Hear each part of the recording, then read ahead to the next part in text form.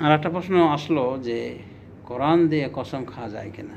আমরা বাঙালি আসলে আবেগী মানুষ। আল্লাহর সরাসরি কসম খেলে ওটার খুব একটা দাম নাই, ভ্যালু নাই। কিন্তু এরপরে কিন্তু বলা হয় না, কোরআন নিয়ে কসম খেতে হবে। তো কোরআনটা কার? আল্লাহর না? তা আল্লাহর কোনো ভ্যালু নাই, আর কোরআন নিয়ে তখন কসম খেতে বলছে। আর বিশেষ কত বড় একটা মানে লজ্জাকর বিষয় যে আল্লাহর কসম খেলেও ও রাজি হবে না, কোরআন নিয়ে কসম খেতে হবে। তার মানে তার ভিতরে একটা কাজ করছে যে কোরআনটাই হলো যেন মানে ভয়ানক বিষয়। আর পাবলিকও কিন্তু ওই কোরআনের কথা বললে ভয় পেয়ে যায়, আর আল্লাহর কথা বললে নাউজুবিল্লাহ, এটা ঠিক নাই। কোরআন নিয়ে কসম খাওয়ার একটাই অপশন, সেটা হলো আপনি আল কোরআনের কসম খেতে পারেন যে আমি আল কোরআনের কসম খাচ্ছি।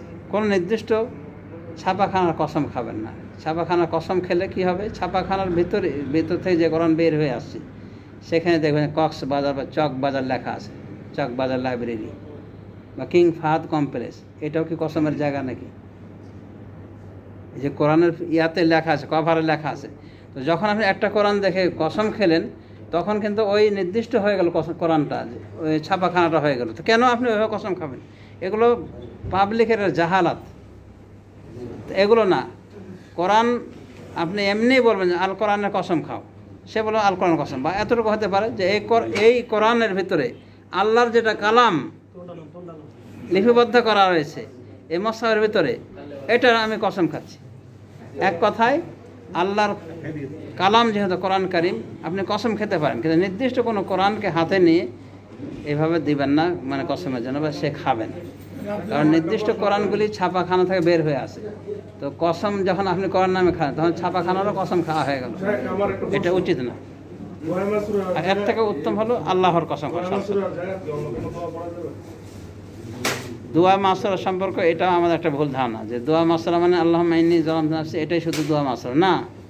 এটাও দোয়া মাসরা আল্লাহুম্মা আউযু বিকা মিন আযাবি জাহান্নাম ওয়া আউযু বিকা মিন আযাবিল কবর ওয়া আউযু বিকা মিন ফিতনাতিল মাসিহিদ দাজ্জাল ওয়া আউযু বিকা মিন ফিতনাতিল মাহইয়া ওয়াল মামাত। এটাও দোয়া মাসরা। অনুভাবে যতগুলি দোয়া রাসূল এসেছে এখানে পড়তেন সবগুলি দোয়া মাসরা, কিন্তু আমরা শুধু আল্লাহুম্মা ইন্নী যালামতু নাফসি এটাকে দোয়া মাসরা মনে করি।